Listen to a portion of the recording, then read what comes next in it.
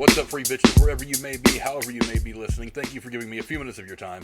So, as I was doing some prep work for my live stream earlier today, the one story I couldn't make any notes on because I didn't have time was the big story coming out of Hollywood about Wonder Woman 84 and Warner Brothers' plans for how they're going to approach the release of the film. And now we have more news. So, coming out on HBO Max on December 25th and in theaters on the same day will be Wonder Woman 1984. The film will actually hit international markets, or more specifically, areas where HBO Max is not available, a week earlier on December the 16th. The film will stream on HBO Max, and here's a weird thing. It will stream on HBO Max for 1 month at no additional charge for subscribers, and then supposedly it will be pulled back off HBO Max. I don't know. Now, this is being done mostly to try to compete with Disney Plus, because Disney Plus is blown by HBO Max in subscriber base out of nowhere. I mean, HBO Max has just not been able to keep up. In large part, they've kind of shot themselves in the foot in a few ways. Putting content on and then very quickly taking it back off has not helped.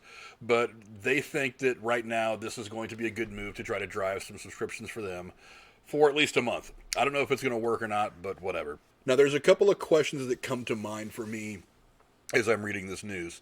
Number one is, why only a month? You know, and I mentioned it just a second ago. HBO Max has kind of befuddled a few of their fans and subscribers by, most specifically, the Harry Potter franchise. They started with the Harry Potter franchise and a few other things, and almost as soon as you could watch all the Harry Potter movies, they pulled them back off without any real explanation. And it's not just the Harry Potter franchise. They've also done it with a couple other different properties that they have access to. They've just put them on there and then subsequently taking them off, sometimes days later. I don't know why they want to put it up there for a month and not just leave it up there. I don't know what sense that makes to me. If it makes any sense to you, go down in the comments below and let me know what you guys think, because I'm drawing a blank as to how they're going to figure that makes any sense at all. The other question is what theaters are even going to be open on Christmas Day to show this film?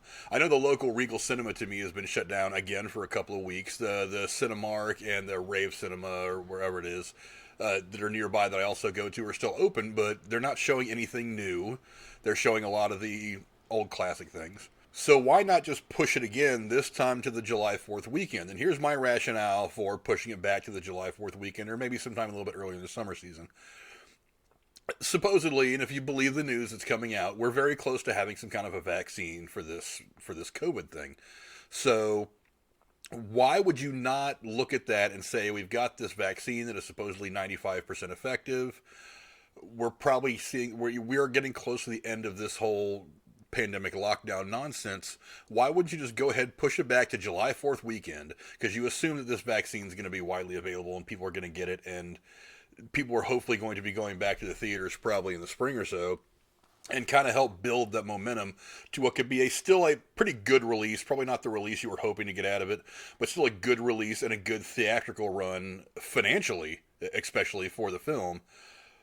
Why not just wait and do that instead of going ahead and putting this thing out on VOD, where you're going to lose a ton of money? Because let's face it, they are not going to make money by releasing this to VOD. It is going to be a huge loss. And to me, that doesn't make a whole lot of sense.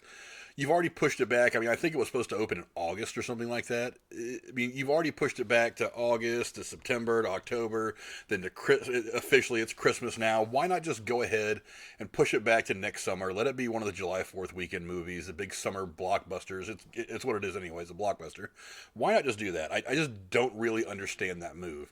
Maybe they have some internal studies that have said that they're actually going to profit somehow or another that I don't see. But I don't get it. But I'm not the only person on YouTube talking about how this seems like a weird move. The other thing is, how does this affect the other female-led movie that we've been waiting on for several months now, and that's Black Widow. There's a lot of speculation now, and I think it'll come down in the next 48 hours if they're going to do it. Probably not, maybe even in the next 12 or so. What is Disney going to do with Black Widow? I mean, it's becoming more and more likely that they may go ahead and take the loss financially and go ahead and release it on Disney Plus. Now, one of my questions with that would be, are they going to release it as a premium extra like they did with Mulan? I think that Warner Brothers is doing something very smart by releasing it for a month for free for people who subscribe to HBO Max. because Disney caught a lot of shit for charging people $30 to see a movie when they were already subscribed to their service.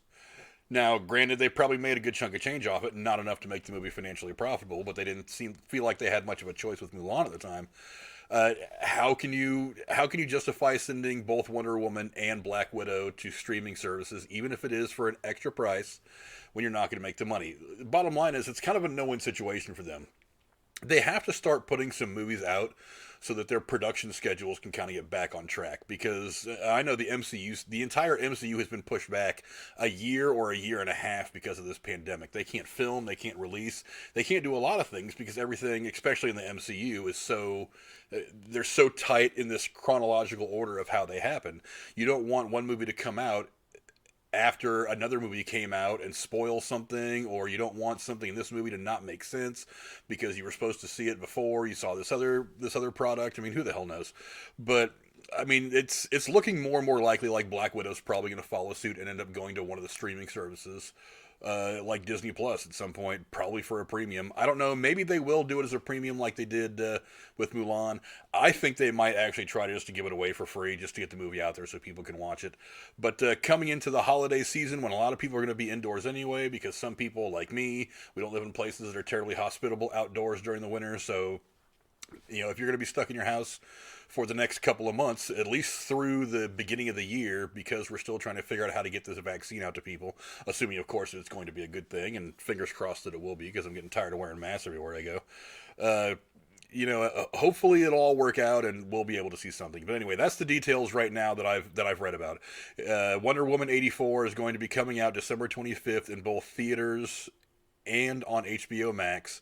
It's going to hit in international theaters on December 16th, a week earlier, and it's going to be on HBO Max for 1 month for no additional charge for HBO Max subscribers. So go down in the comments below. Let me know if you're going to subscribe to HBO Max just to watch this, if you think this is enough of a reason to go ahead and get it. I haven't got HBO Max because I've got about 17 streaming services already. I don't need another one, and they don't really have a whole lot on there that I really want to watch that bad, so it hasn't been too much of a value for me. But go down in the comments below. Let me know what you guys think, and I'll talk to you guys later.